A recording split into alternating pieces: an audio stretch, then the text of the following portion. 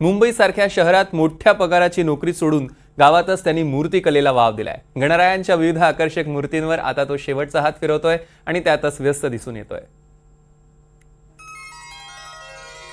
संपूर्ण राज्यात गणरायाची लगबग सुरू आहे। आतुरता फक्त गणरायाचे आगमन होणार आहे। आपल्यासोबत खऱ्या अर्थानं भंडारा जिल्ह्यातील एक मूर्तिकार आहे, शिक्षित मूर्तिकार आहे। अनेक वर्षापासून मूर्तीचे काम करत असतो, वेगवेगळ्या मूर्ती तो खऱ्या अर्थानं साकारत असतो। छत्रपती शिवाजी महाराज असतील, डॉक्टर बाबासाहेब आंबेडकर असतील, लोकमान्य टिळक असतील, अशा मूर्ती तो साकारत असतो। आणि ग्रामीण भागातील हा तरुण आहे।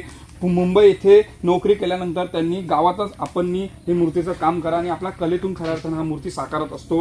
यंदा गणरायाची मूर्ती साकारत असताना हा मूर्तिकार आपल्याला दिसत आहे, तरुण मूर्तिकार आहे। आणि त्याच्यासोबतच आपण थेट संवाद साधूया की कशा प्रकारचे तो मूर्ती खऱ्या अर्थानं साकारत असतो। वेगवेगळ्या मूर्तीतून तो आकर्षक मूर्त्या बनवत असतो। आणि थेट आपल्यासोबत हेमंत पटले नावाचे हा तरुण आहे, आपण त्याच्याशी थेट संवाद साधूया।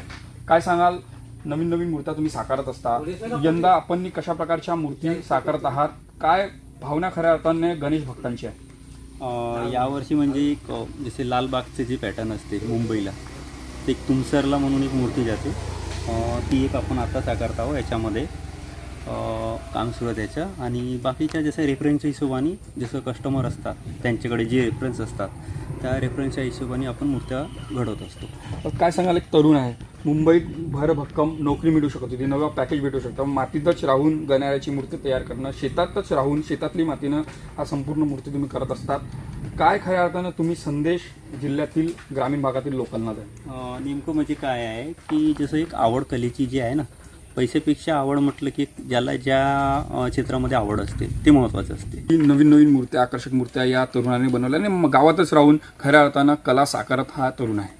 तेजस मोहतुरे, NDTV मराठी, भंडारा।